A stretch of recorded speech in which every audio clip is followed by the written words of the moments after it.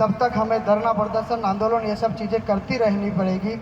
और जब देश के प्रधानमंत्री जी कहते हैं कि वो 18-18 घंटे काम कर रहे हैं, तो किसके लिए काम कर रहे हैं, आखिरकार क्या कर रहे हैं, ये अभी तक हमें पूरी जानकारी प्राप्त नहीं हुई है। फोन कर क्या रहे हैं। एक बार क्या हुआ था, जंगल में सारे जंगल के जानवरों ने मिलकर एक बंदर को जो है वहाँ का राजा घोषित कर दिया कि आज के बाद जो भी समस्याएं होगी जंगल की, हम सबको बंदर के पास जाना है, ये हमारे महाराज हैं। एक दिन क्या हुआ कि लोमड़ी का बच्चा कहीं खो गया, तो लोमड़ी दौड़ती दौड़ती बंदर के पास गई और कहा कि महाराज महाराज मेरा बच्चा कहीं खो गया है, आप उसे ढूंढिए और हमारी मदद करिए और मुझे मेरा बच्चा वापस ला कर दीजिए, क्योंकि हमने आपको इस जंगल का राजा चुना है।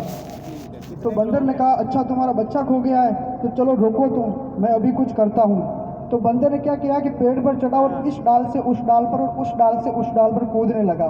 तो नीचे बैठी बैठी लोमड़ी कह रही थी कि महाराज आप क्या कर रहे हैं। तो उसने कहा रुको रुको, अभी मैं प्रयास कर रहा हूँ और तुम्हारे बच्चे को ढूंढ रहा हूँ। तो कुछ समय गुजर गया और 4-5 घंटे के बाद जब नीचे उतरा तो लोमड़ी ने कहा कि महाराज आखिर आपने किया क्या है।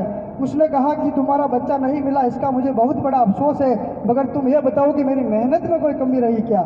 यही सरकारें हमारे साथ कर रही हैं, कर कुछ नहीं रही है, 18-18 घंटे काम करने के बावजूद अपने लिए कुछ नहीं कर रही है। सबसे बड़ी बात यह है 1928 के आसपास एक संघ बना था, अर्जक संघ, और 1930 में बना था त्रिवेणी संघ। तो 1930 में जब अर्जक संघ बना था तो पेरियार ललित सिंह यादव ब्राह्मण लोगों के पास गए थे, कहा कि हमने आदि हिंदू सभा बनाई है, आप भी उसकी सदस्यता ले लो। तो ब्राह्मण लोगों ने कहा कि हम हिंदू थोड़े हैं, हम तो आर्य हैं, हम तो ब्राह्मण हैं। तो शिवदयाल सिंह चौरसिया वहीं खड़े हुए, उन्होंने वो पर्चा वहीं फाड़ कर फेंक दिया कि जब तुम हिंदू नहीं तो हम भी हिंदू नहीं। तब उन्होंने बैकवर्ड क्लासेज लीग और डिप्रेस क्लासेज लीग की भी एक स्थापना की और 1952 और 48 में उसका सेमिनार कराया था, जिसमें एक की अध्यक्षता डॉक्टर बी आर अम्बेडकर ने और दूसरे की सदस्यता ईवी पेरिया रामास्वामी नायकर ने की थी। तब उन्होंने खड़े होकर कहा था कि पुनर्जन्म और भाग्यवाद, जिनसे निकला ब्राह्मणवाद, ब्राह्मणवाद की क्या पहचान, गिटपिट बोले करे न काम, मानववाद की क्या पहचान, ब्राह्मण भंगी एक समान। जिसमें समता की चाह नहीं वह बढ़िया इंसान नहीं, समता बिना समाज नहीं, बिन समाज जनराज नहीं। जो जमीन को जोते बोए वो जमीन का मालिक होए, राष्ट्रपति हो या चपरासी की संतान, सबको शिक्षा एक समान। इसी नारे को डॉक्टर राम मनोहर लोहिया ने 1965 में आगे बढ़ाया। एक दल बना था उस समय, शोषित दल और समाज दल, जिनको एक करके शोषित समाज दल बनाया था। उसका नारा था कि संघ सोपा ने बांधी गांठ और पिछड़ा पावे 100 में 60, यानी कि 100 में 90% अपन थे और 3% ब्राह्मण थे। ऐसे करके उन्होंने 60% की उपाधि अपने को दी कि संघ सोपा ने बांधी गांठ और पिछड़ा पावे 100 में 60, 100 में 90 शोषित है, शोषितों ने ललकारा है, धन धरती और राजपाट में 90 भाग हमारा है। 10 का शासन 90 पर नहीं चलेगा, नहीं चलेगा।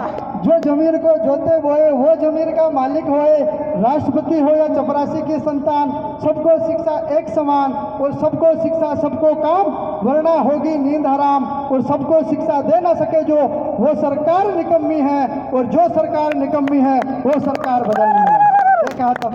और पेरियार ललित सिंह यादव ने कहा था कि बलिदान ना सिंह का होते सुना, बकरे बलवेदी पर लाए गए, ना कांटे टेढ़े पादप गए, सीधों पर आरे चलाए गए, विषधारियों को दूध पिलाया गया और विषहीन सदा तड़पाए गए, विषहीन सदा तड़पाए गए। एक बार एक पत्रकार बाबा साहब डॉक्टर भीमराव अम्बेडकर जी के पास रात्रि 2 बजे पहुंचे, सबसे पहुंचे, अलग अलग मिलने के लिए समय लिया था। तो महात्मा गांधी के पास पहुंचे, पंडित जवाहरलाल नेहरू के पास पहुंचे। तो बाबा साहब के पास रात को 2 बजे वो पहुंचे और बाबा साहब से पूछा कि बाबा साहब आप अभी रात की 2 बजे तक जग रहे हो। तो बाबा साहब ने कहा था कि मेरा समाज सोया हुआ है, इसलिए मैं जग रहा हूँ। जिस दिन मेरा समाज जग जाएगा उस दिन मेरे जैसे किसी लीडर को जगने की जरूरत नहीं है, अब जगने का वक्त आ गया है साथियों। मान्यवर कांशीराम साहब ने कहा था कि जो जमीन सरकारी है वो जमीन हमारी है, कि वोट से लेंगे पीएम सीएम और आरक्षण से एसपी डीएम। मान्यवर कांशीराम साहब का एक किस्सा कहना चाहता हूँ कि मान्यवर कांशीराम साहब जब छोटे थे ना, तो उनके पिताजी अंग्रेजों के वहाँ गुलामी करते थे, बेकारी करते थे। उस समय देश आज़ाद नहीं था, गुलामी का दौर था, तो अंग्रेजों के वहाँ गुलामी करते थे। उनकी माताजी एक दिन कहते हैं कि बेटा जाओ, तुम्हारे पिताजी काम पर गए हैं, आप जाओ उनको टिफिन देकर आ जाओ। तो मान्यवर कांसीराम साहब छोटे थे तो वो टिफिन लेकर जाते तो देखते कि पिताजी बाहर जो अंदर कुछ साहब लोग बैठे हुए अंग्रेजों के, और वो बाहर से पंखे को ऐसे डोरी से झेल रहे हैं और अंदर वो हवा खा रहे हैं, वो बाहर पसीने में लथपथ है।